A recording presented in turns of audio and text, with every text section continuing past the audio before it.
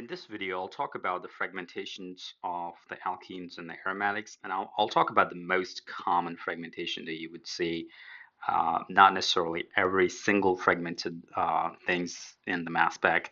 So let's start out with an alkene here. So I got this generic structure here, which is, if I count the number of carbons and hydrogens, I got 5 carbons in there, and the number of hydrogens would be 10 since it's in an alkene. So that's because it goes with the formula of CnH2n. So the number of hydrogens typically doubles the number of carbons.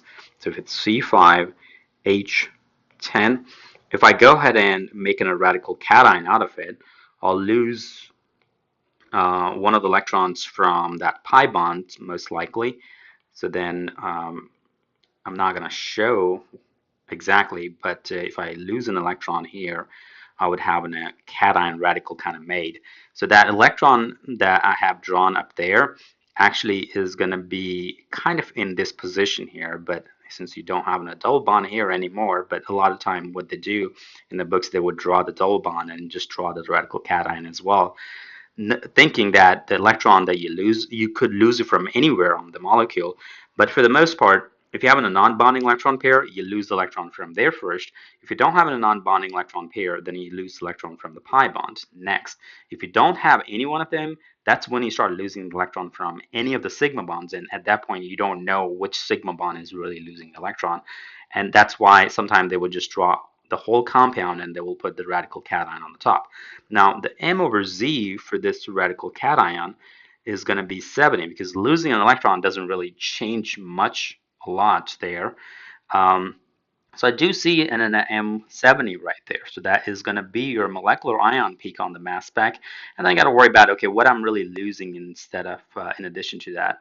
One of the most common fragmentation that you would see in case of a alkene is breaking the bond so that you can make the most stable cation. So like I want to go ahead and draw the bond here technically, and I want to go ahead and do the fragmentation here. So when I run the fragmentation, I want to create an alpha. I want to create an allylic cation. So the allylic cation would be created at this point. So that means I want to go ahead and break this apart or break this bond right there. So when I break this bond right there, I would have one side kind of created in a cation, and very likely I'm going to be creating the cation on the allylic side on the left side because that would be an allylic cation, and the second side would be just a radical. So this would be a radical. So that would not show up. The radical would not show up in the mass spec.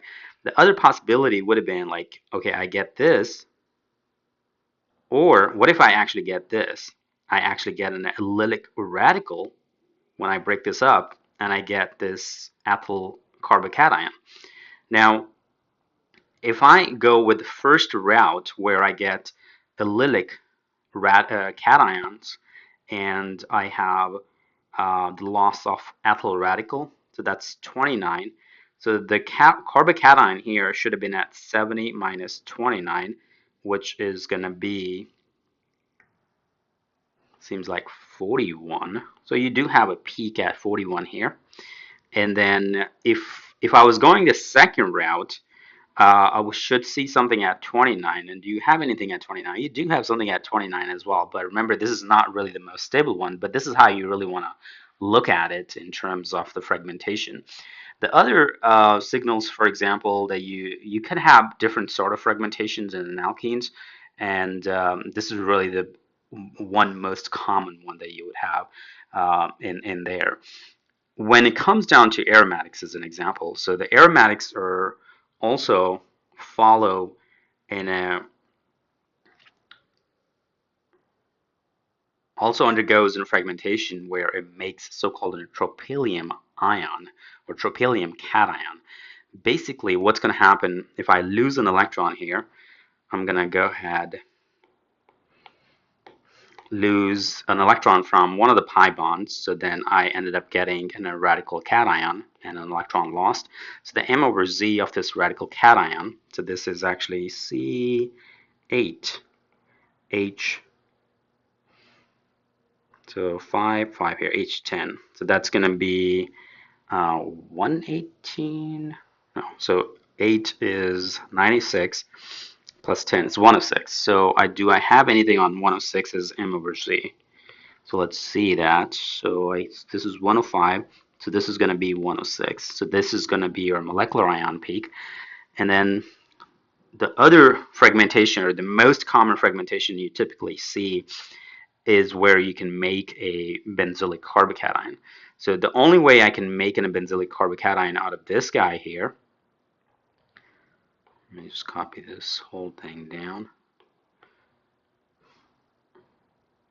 If I go ahead and break this right at this position. So if I go ahead and does the fragmentation here where one side is going to get the cation, and in this case it's going to be the left side, because that makes actually a primary and a benzylic carbocation, which is very stable, and then you're also going to get a radical.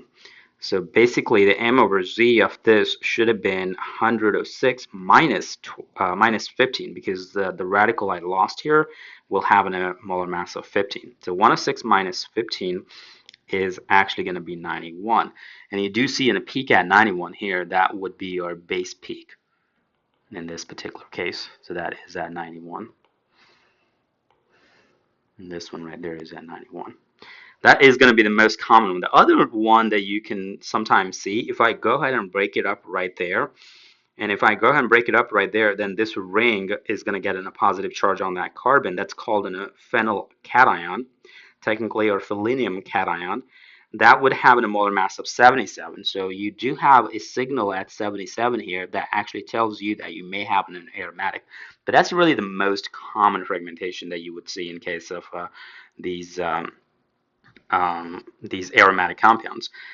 One thing I do want to say that why this is actually very stable, because this actually gets rearranged and it makes a 7-membered ring. So when it makes a 7-membered ring, let's see if I can get that here. That's still 6. Hold on.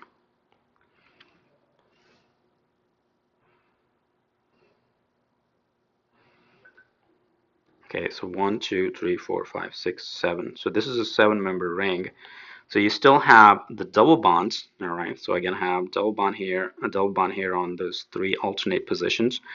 And then this, where that 7th carbon is coming from, is actually this carbon that has a positive charge kind of becomes a part of the ring. And once it becomes a part of the ring, it would still have a positive charge. All right, so it still have a positive charge, but then why we actually make this is called a tropylium ion, actually. Why we actually make that as opposed to leaving the benzylic. I mean, I can argue that benzylic is also stable because of the resonance, but this is also stable because once you make this 7-member ring and having a positive charge on one of the carbons, and all the other carbons are kind of conjugated with one another, that is actually makes it an aromatic compound. So aromatic cation, and aromatics are very stable. So that's the reason it can actually go ahead and break open and making this 7-membered tropylium cation. So that's something you want to look for in case of aromatics.